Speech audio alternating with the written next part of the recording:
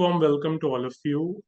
Firstly, I would like to thank Mr. Aditya Khandikar for taking his time out this wonderful morning, and all the participants who have joined us for this informative session on AI and the advancements in the current industry.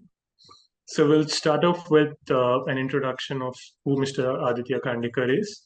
So he's the Chief Revenue Officer of Corridor Platforms, and he's a senior leader with extensive startup experience in the intersection of data analytics, strategy, and platforms. With a proven track record at Fiserv, Zavin, and Synaptic, and currently Corridor Platforms, Aditya specializes in building global data-driven products and offerings. His expertise spans customer management, fraud, credit risk, governance, and regulatory frameworks for AI-driven decisions in banking. Aditya is known as a hands-on leader, leading high-energy analytics and technology teams, driving innovation and achieving strong results. His teams have been recognized as top 3 finalists by Informs for merchant price optimization work and substantially reducing transactional fraud and credit risk for mid-large financial institutions for a product-driven offering. He excels in communicating with clients and delivery teams, bridging the gap between business technology and analytics interpreter role. Aditya is passionate about mentoring teams, nurturing trust-based long-term relationships. His unique blend of skills in strategy, consultative sales, engineering, mathematics, and finance and operations and marketing allows him to conceptualize and monetize offerings successfully. A warm welcome to you, Aditya. Thank you so much for joining us. Thank you. We'll start with a very basic question. So, what made you chose the role that you're currently in, and how have you been progressing all these years to become the Chief Revenue Officer that you're currently at in Corridor Platforms? The way I structured my career was kind of focus first on building certain baseline skills and competencies. So that was obviously in computer sciences where I started off with. Then I did finance specific roles. Then I ran a line of business. Then I started selling some of our capabilities, leading up to being the general manager, having P&L responsibility. And as you can see, and then fast forward to got deep into doing data analytics work, which about 15, 16 years, quote unquote, and played roles that, like you mentioned, translated or sat at the bridge of business and data science teams and tech. So tech was always permeasive all through the process. So between data analytics and the business teams. And as a consequence of that, played revenue-centric roles in terms of enabling revenue, creating revenue, right? So the career went from building base skills in different areas of the business with 1 or 2 strong legs. So technology and data analytics were kind of the 2 big legs, leading up to now service offerings around that, especially cloud-enabled services offerings, business and services offerings around that, then leading up into the Chief Revenue Officer role. So one of the things, and this is not the only career path, but in my head, it was clear that I wanted to get closer and closer to customers, whether that's from an account management perspective, managing relationships, strategic relationships, to basically getting involved in helping, again, strategic prospecting with clients, which is the role that I play right now as Chief Revenue Officer. I have a strong, well-oiled sales team in the US that we sell consultatively into institutions, primarily mid-market FIs. FI stands for financial institutions. And then I come in to help structure the problem solve in areas which could be of interest to them, where the clear pain points are, and then leading up into helping close deals. So so that's the career progression for me. But that's not the only path people should take, but that's the path I took. That's really great. So it's quite a lot of different specialization or different areas that you're currently working on or have worked on. So there is a lot of numbers and there's a lot of data that's going on, a lot of different data sets that needs to be worked on in terms of managing the data. Yeah. So on a lighter note, what kind of hobbies or interests do you have outside your work so that you maintain good work-life balance? So I've always been interested in sports and yoga as the counterbalance to work, right? So yoga has been something that I've been doing for 15, 17 years. And then from a sports perspective, I'm an avid tennis player. I'm also big into swimming.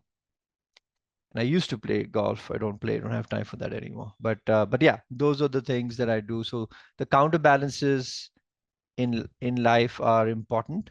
So in some senses, yoga is a counterbalance to work and playing, compression sports like tennis, and then swimming is a counterbalance to yoga and tennis and a counterbalance to work. So counterbalancing is, I think, very critical. One key thing that I have learned in my life is that you always need to have work and life not balance it as much as they flow into each other. So do you just think about it, right? Do you really shut off your mind professionally at 6 p.m. in the evening? Probably not, right? As you're walking around doing things with your family and suddenly an idea strikes, we should think of it that way. So if you have a good fusion of work and non-work activities, they actually fuel each other. So it's less about balancing them as much as about optimizing or maximizing that you get from both. Off work fuels work, work fuels off work, right? And if you think of it as a virtuous cycle, that's a more integrated approach to work life rather than thinking about it as I got to cut off or I got to somehow manage Chinese boundaries between the two. Yeah. That's an excellent way of explaining the work-life balance and the exact meaning behind it. Yeah. So we'll talk a bit about the current trend that is going on in the market, which is obviously AI. We have seen from the time ChatGPT has come into the market, there's a boom in the AI evolution where everything is about AI. We have seen a lot of applications, Merlin AI, Devin AI, etc. Mm. And even large companies like Samsung, Apple, everything are all of these companies are including AI in their day-to-day activities and systems, of course. So how do you see the future of AI evolving in decisioning, especially in the digital marketplace? What kind of implications might this have regulated verticals? So when you think about regulated verticals, which are financial services, healthcare, insurance, are the kind of the three big ones. You also see utilities, which are, quasi-regulated, but these are the three big ones. So one problem that begets all of these three industries, major verticals, is efficiency issues, which results into cost implications. So one low-hanging fruit that I see with, let's just stick to the topic of generative AI for now, to answer your question. In Gen AI, the lowest hanging fruit is how can I bring more efficiency, standardization, and scale? Now, each of those words means something. They're not buzzwords, they mean something. So, institutions like insurance institutions, let's take that as an example. When they are doing claim processing, when you infuse a multimodal Gen AI, multimodal being that somebody's calling into a call center or somebody sending in a document for a claim processing. If you are in that process of claim processing, let's say you are able to automate with high level of accuracy of decisions taken, via the Gen AI pipeline. If you're able to automate 60 to 70% of your claims processing, that's a big number, by the way, huge number. Maybe there are certain subcategories of claims that you could automate closer to 90%. Others might be more complex in the very nature of it. Then leaving those aside, right? So if you're able to automate and make the process more standardized and efficient, say 70 to 80% of claims that come in certain categories that can be 50 million plus worth of savings at any point in time. And interestingly, because generative AI based solutions can be very powerful without needing a lot of coding, a lot of system design work without needing it, it makes it more powerful. Let me take an example. So when we lived only in the world of NLP, let's just dig into it a little bit. When we lived in the world of just traditional NLP, and let's say people are submitting documents for, let's say, claims assessment of a car, right? They send pictures of the car, they send documents that are filled out, and it's coming through various processes. It is a hard task to make sure that your NLP engines were able to extract all the different pieces from the documents that were being sent, because all the documents were different formats, right? And similarly, when you're getting images, doing image recognition and identifying areas of faults or where the damage has been done, so on and so forth, right? And it required enormous amount of use case based writing or designing and writing code for capturing all these different formats of documents, and a constant catch up process, because you never really kind of got it all right. There's always another new format of a document PDF that came through, and you're like, oh, my NLP engine is failing on this.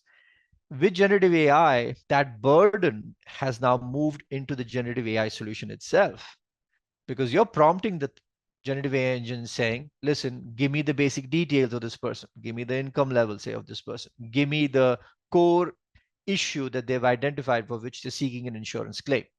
See what I'm saying? And those are the prompts are at much higher level than actually writing regular expressions in code at a very low level. And the burden of now identifying those pieces that you want in the document is now left to the transformer architecture of a generative AI solution, which is able to figure this thing out, which is huge, right? So just the coverage that you can get now with smart, rigorous prompting versus writing peons and eons of code that you had to write earlier is a massive efficiency gain that you can get. Now, on the flip side of it is that you have to put in sufficient and smartly designed guardrails, which is also very critical, because if you don't have the right guardrails in place, you actually might, somebody might just put in a generative AI engine might just put an additional zero to the claim required, right? And you end up, processing a claim in much higher value, and you end up either rejecting it because that's too high, which is a bad customer experience, or you end up paying something and that was the wrong amount. So these are the kind of things that generative AI solutions have enormous capability to influence regulated verticals, especially in call center operations, which by and large have huge opportunity for improvement and standardization, right? With caveat being, so it's not all rosy. You have to put the right set of guardrails in these solutions, because the very word regulated implies that when you produce an outcome in a regulated space, broadly speaking, using now AI or generative AI, the burden of it being accurate and reasonable is on you as the institution. Just because you use generative AI or a blend of generative AI and AI doesn't forfeit your responsibility to produce decisions that are accurate and reasonable, right? What a human being would reasonably expect to do to give an outcome given the context and the question being asked. And that is where regulated industries are working hard to not only realize the promise of what I just discussed, but also put the right level of guardrails in place so that you can actually get the benefit of this. Okay. So these are the kind of two things that I just wanted to mention. Yeah. Understood. That's a really nice point that is put up. So, since we have seen a lot of, for example, LLMs that are playing a crucial role in the market, a lot of big organizational institutions are building private LLMs in-house and train their models in such a way that their daily operations are very efficient and not relying upon any outsource or an open source, where the data, is currently spread out in the market, or there might be a data leak. So, in continuation to that, so we saw some recent blogs of yours around your experiences of building LLMs for enterprise-based use cases. Could you share some of your findings or the best practices from that? Sure. And I think the blogs get into relatively good amount of technical detail. And actually, it's more than, me speaking or Corridor speaking. We're actually seeing this trend. We caught this trend early, our hypothesis around this trend early, and now it's spreading. It's getting universal acceptance, not because of us. I think just a lot of people are realizing at the same time, but it's becoming mainstream, is what I'm saying. So let's just plot the trend here quickly. So we started with large language models, right? Of the type ChatGPT came on board in November 2022. Then you had other major players, including Meta. You had Anthropic with the Claude series of products, Meta with its Llama series of products. Then you have your new upstarts like Mistral from France having its models, and these are some of the large, and Google, of course, with its Vertex tool and its set of models. So all of these folks went down the path of generic problem solving or generic solution providing large LLM trained on massive amount of data, each one costing anywhere between, let's say, 50 to 100 million to build, right? A lot of that cost being cost of compute and cost of checking and validations and all that kind of stuff, right? So it's almost the large LLMs have become the what should I say, the bastion of larger firms being able to do it, because it's very hard. And I think that's where Mistral is breaking new ground, but that's another topic for another day. But by and large, it's only the large firms who can have the wherewithal to say, all right, we're going to plonk around $100 million of this large LLMs. But the world cannot be beholden to these large LLM providers, right? And that's where the genesis of, so Microsoft has come with a set of models. They're called Phi, PHI. You would have heard about those. And I think they are catching on that trend, and they're not the only one, but let's just say they're a visible one. So a couple of things have happened. One, people are questioning the founding principle or first principles of why do we always need to have very large language models? Why can't we do a lot of work with smaller models? It should be possible to train smaller models, which, let's say, under sub 1 million of spend. Now that opens it up to a large number of firms being able to do that, whether they're service providers or they're firms building their own models and using it for internal purposes. So that's kind of one driving factor for small models. The second driving factor for small models is small models which are trained on unique data will tend to have less variance of outcome or less hallucinations, right? So that's important, because you might have a large language model, like a chat GPT. You build your solution on that, you're starting to get quick results in a very efficient manner. But when you start to now think about production deployment and risk of these LLM pipelines, you suddenly realize that, oh my God, it also produces answers for all kinds of questions that it has completely out of scope. So you start to write all of these guardrail solutions in play so that you control for it not responding to something other than what your scope was. So suddenly the efficiency that you gain upstream by having quickly building up a solution pipeline using these solutions, these large models, is now not negated, but let's say blunted to some degree by the fact that you have to put enormous guardrails into place. And I think that's another founding principle why small models are getting a lot more traction. The last reason small models are getting a lot of traction is inferencing. So Apple announced that, you're going to have a smart, Apple Intelligence, nice play on the AI word, as well as they will, and as part of delivery of the solution, they have kind of two approaches. One approach is that, let's say you're going to have a smart Siri, voice activated assistant, and they actually have a small model then running on your device. So the cost of execution, which is inferencing, cost of execution is going to be lower because I got a small model footprint that can be compressed. And a lot of innovations happening in this area, by the way. There's a firm called Grok, you can look it up, not the Twitter one, another one, which is actually doing work in this area. So then you put those small models, compress them, put it into devices, small form factor. So they run local to your phone. which is great because you don't want to expose your data, your personal sensitive data out into the cloud. Because the moment it gets into the cloud, irrespective of who says what, you've lost control, right? So when that data does not go to the cloud for inferencing, but stays local to your device, that is very powerful, right?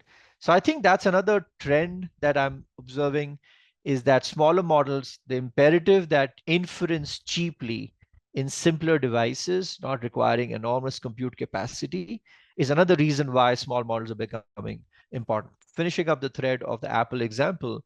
So Apple actually has two choices. It says, all right, I'll try and answer your question, whatever you asked, based on your data and running the LLM on your device. That's what they say.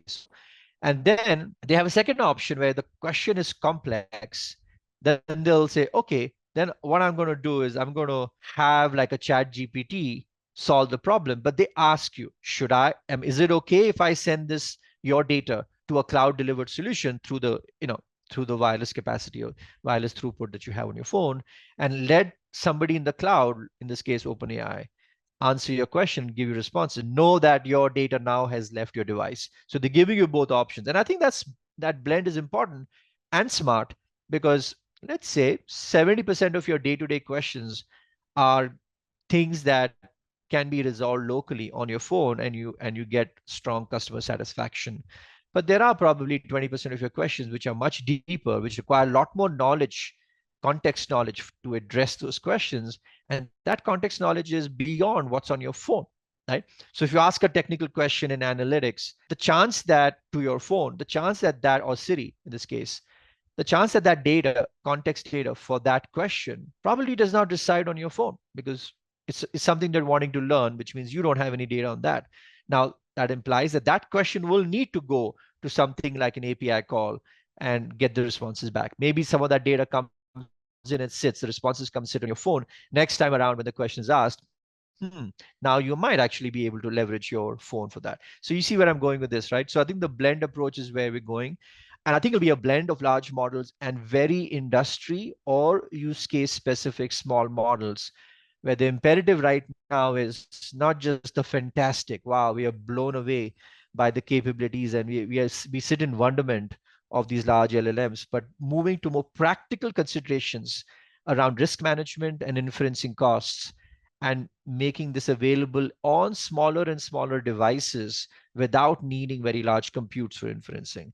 That's the direction that we are heading in, and small models, if small LLM models will enable that. Got it. Understood. So, in continuation to the same context, so since we have a lot of young audience who have joined us, so in order to some of them to excel in building this private LLMs or try out some of these in-house, so what kind of skills that someone should possess, or rather the tech stack that someone should know in order to build the same from scratch in-house? Big thing that I feel in terms of skill sets for young people or who are starting their careers getting into this area of generative AI is your mindset will now need to move from data science to data engineering. Let's double click on that a little bit. So as a data scientist, we used to think a lot about, and we still do that in traditional AI. So traditional AI is not going away, right? But in the traditional AI world, we thought a lot about features. We thought a lot about the algorithms and tuning of these models. Let's say a gradient boosted model. What kind of features? You spend a lot of time looking at, especially in regulated spaces, around monotonicity of the variables. If that word doesn't mean anything, that's fine. You can look it up. My point being that there's a lot of work that happened around data, the right set of features, thinking of innovative features that can capture an event or a trend, and then thinking about the models, thinking about how you can constrain the AI models to deliver on the solution. Let's say like you're underwriting a loan. There's a lot of work that goes into that. And you needed a lot of core data science concepts to do that. What generative AI based solutions have done is a lot of that process has now gone into the model. So the features that need to be created to solve a problem are literally sitting in the layers of the neural net. And the second thing is, you as the user, you're not actually writing a lot of code in R or Python, right? Or Java. You're actually prompting the LLM and you're spending a lot of effort in figuring out what prompts are effective, what are not, how do you create layered prompts, and you're orchestrating. This is the data engineering part also. You're orchestrating a solution. So let's take an example. Take the example of claim processing. So let's say the orchestrated solution that you created on, let's say LangChain as your underlying orchestration layer. Let's take one simple step or one node of the solution. You get a PDF coming in, which has a bunch of data, including a claim that needs to be processed. You used prompt engineering robustly designed to extract the different columns of data that you need from the PDF. Once you've got that data, let's say you got that in a XML or a JSON feed, you say, okay, good. Now I'm going to call a claim. Now I've converted unstructured data into structured data. I need 15 columns of 15 data attributes to now process the claim. So I've put that together, extracted it from the PDF, put it up into, and I might need to go back and forth with the claim requester to get some additional fees that were not in the PDF. So you do all of that as part of the back and forth on the chat, on the claim using generative AI chat solutions. Once I've done with all of that, now I have a structured data, let's say 15 attributes. Now, as part of the data engineering orchestration, you are taking that and you're calling an API. And the API is then you've got a whole bunch of logic, including AI models that are running beneath the API, which is taking the structured inputs and solving the question and coming back and saying, all right, for this claim, this is the claim requested, this is how much I'm going to give, so on and so forth. It gives back responses. Now you take those responses and you might put some guardrails, final guardrails around it, and then you get it out to the applicant. So you can see these steps requires a lot of data engineering orchestration.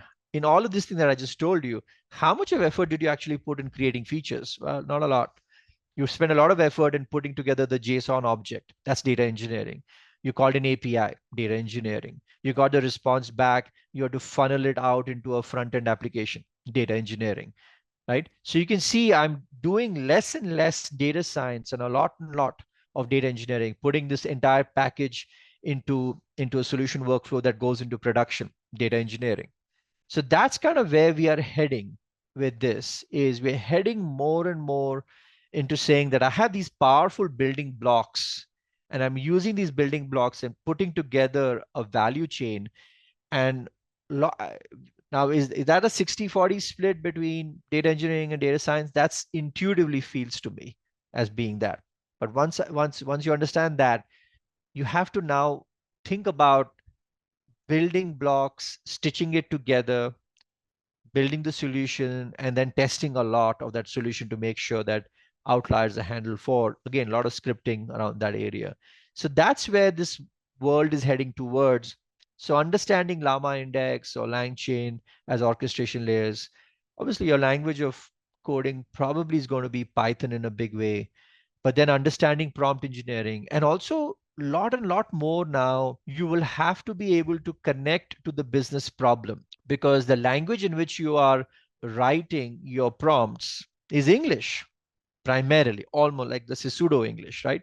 And you are solving the questions that the business is asking. So for you to clearly know if the business says one thing, being able to kind of sub-write, these are the 15 areas that I have to handle with my prompts. So a lot of the solutioning in the business domain space, and then taking those detailed solution spec that you've created, and then creating your prompts which will solve for these issues. So a lot of design oriented work upfront, which a data scientist will need to do today. The problem statements are more ambiguous relative to, I would say, AI in that way. And then data engineering skills to kind of orchestrate the pipeline, and then data engineering skills to manage risk management in the back end. So these are the kind of skills you're going to need as you go forward, if you want to build a career in the generative AI space. Understood. That's a nice way of putting it together. So since again, it's like at least from my end, and then we can break for participants' question. So currently, a lot of these people, are prepping themselves for companies' processes and getting into the roles that you have currently explained. So there is a huge rise in demand for AI power users and citizen data scientists. This is like a newly developed roles that we are currently seeing in the market. Those are the people who harness the power of AI to get their work done in their respective job roles. Need not have core data scientist or AI skills, but know how to use AI tools so that they can get their work done. So, what kind of expectations do companies have when it comes to such kind of roles? Enormous, right? Enormous. So I just got a blurb of an article yesterday where Santander, which is a bank in Spain, and Google have now joined together. Amazing combination of a innovative large bank and an innovative tech firm coming together. And they are essentially, to your point about citizen data scientist, citizen AI, offering free courses to anybody to learn exactly what you're saying. Like, how do I improve my day-to-day productivity and quality of outcome, leveraging data that I have and solutions that don't require me to have very strong technical coding skills, right? To put something together. So that's a great example because it's a headline example of how citizens AI or citizen data scientists is becoming mainstream. These people are offering Santander and Google are not doing this out of in the vacuum. And then there's a lot of courses that are coming up everywhere, right? In deeplearning.ai or the large MOOCs like Coursera, etc. So I think, and it's kind of cliche, but I'll just say it. I don't think AI is going to completely replace the human being, quote unquote, in the task. But I think those humans who are able, workers, entrepreneurs, so on and so forth, who are able to harness the capability of this AI and massively disrupt old, efficient systems or processes, including those that are there in your firm, then those set of folks, whether they're part of large, mid to large corporates or are entrepreneurs, are going to be a lot more successful. So I am thinking about anything that is to do with AGI, right? LLMs is a start point in AGI journey, being a productivity enhancer for corporations and individuals. And if more and more people in an organization do it, it achieves a certain critical mass that everybody now needs to do it. Otherwise, you start to fall behind. And and it's everywhere, right? In small ways, it's everywhere. So to give you an anecdote, I was writing an article for a publication that's going to be released in the US in August. Let's say 800, 900 word article about something fairly technical in the area of risk management. And I had a certain title for it. And I'm like, okay. So I wrote it and I'm ready to send it off to them. And I'm thinking about the title. I'm like, okay, does it really convey the gist of this article? Because if the title is correct, you're just going to get a lot more viewership of this thing, right? And therein lie this whole collective knowledge of a LLM as a productivity enhancer. I could have sat for half an hour thinking, writing different titles on paper, and then saying, okay, which one should I use? Which one should I use? And half an hour is precious time, right?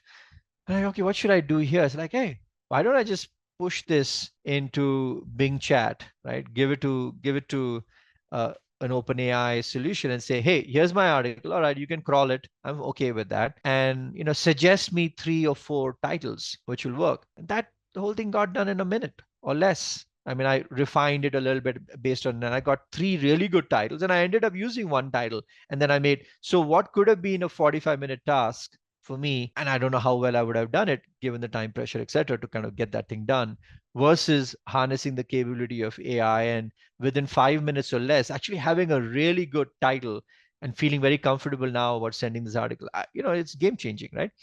And I think those are the kind of micro productivity improvements, micro improvements you're going to see. People are working with spreadsheets a lot, and like you get a spreadsheet, it's like, how does this thing work? Like this solution that's built on a spreadsheet. Or let me ask Copilot to kind of give me the gist of how everything is interlinked, right?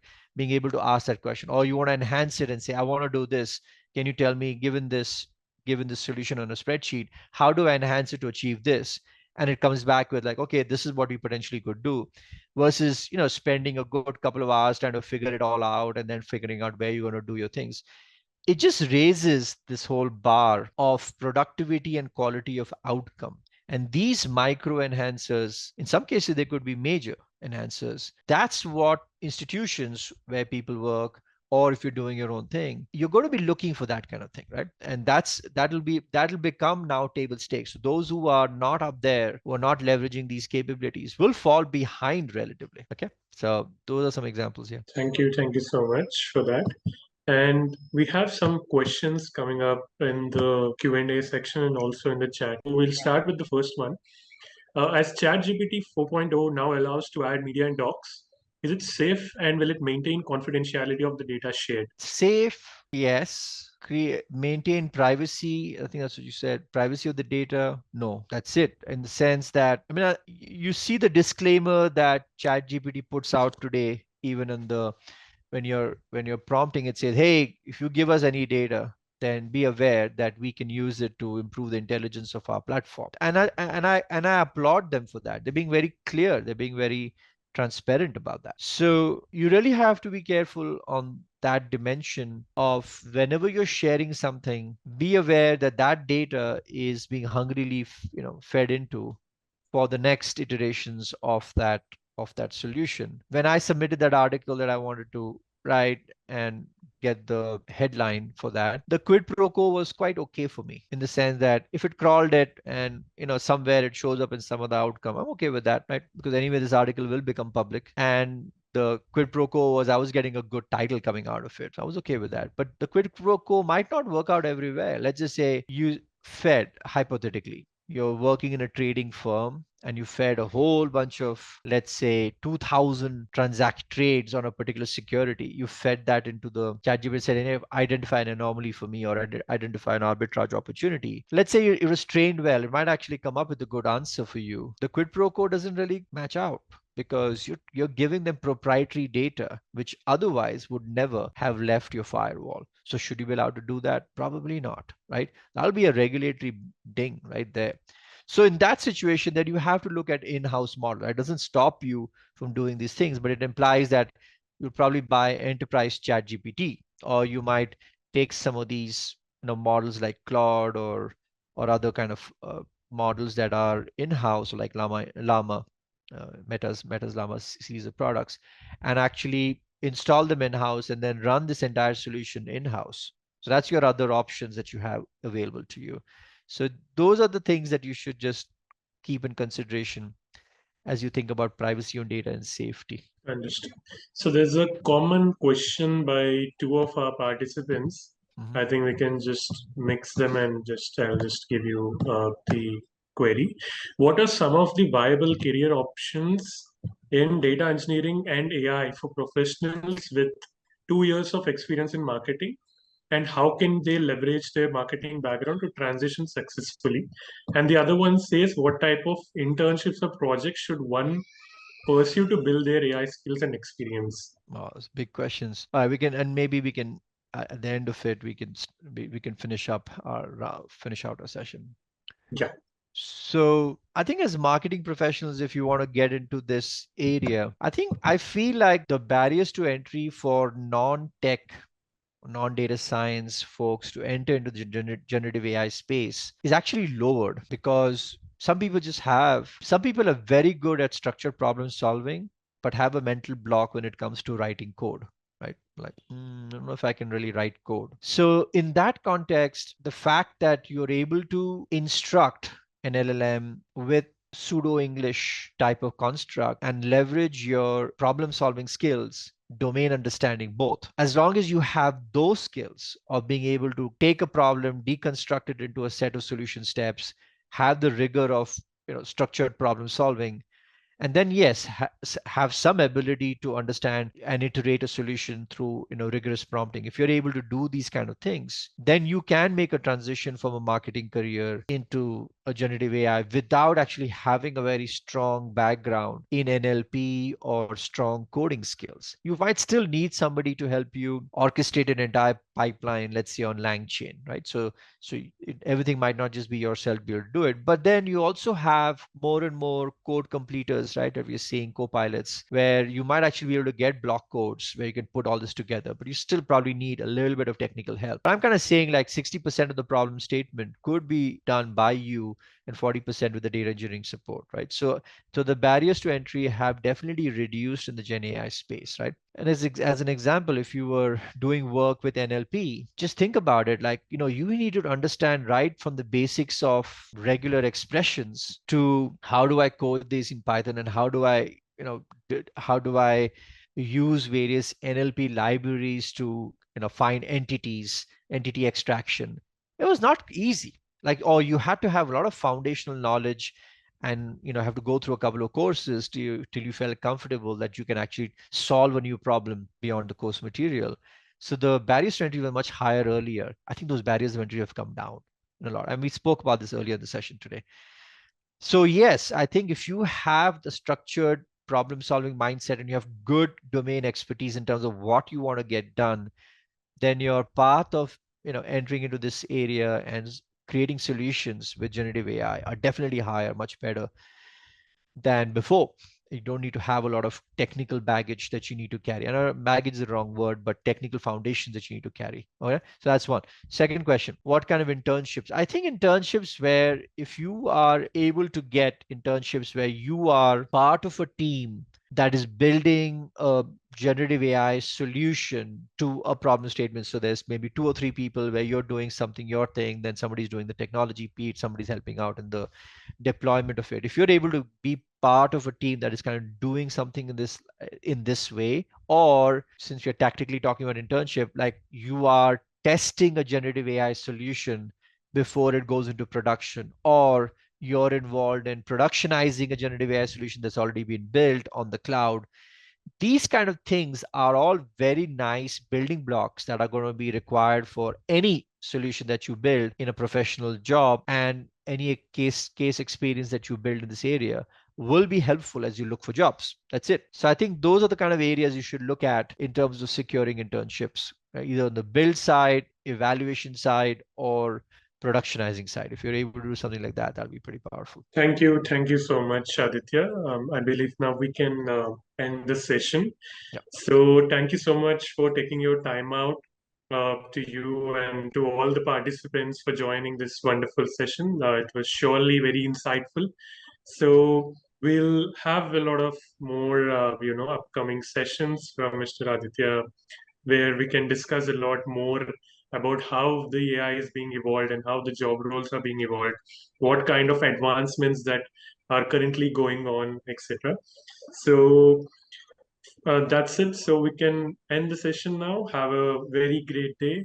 Uh, Good morning, everyone. Thank you so much for Thank you. joining. Thanks for giving me the opportunity to speak here. Yep.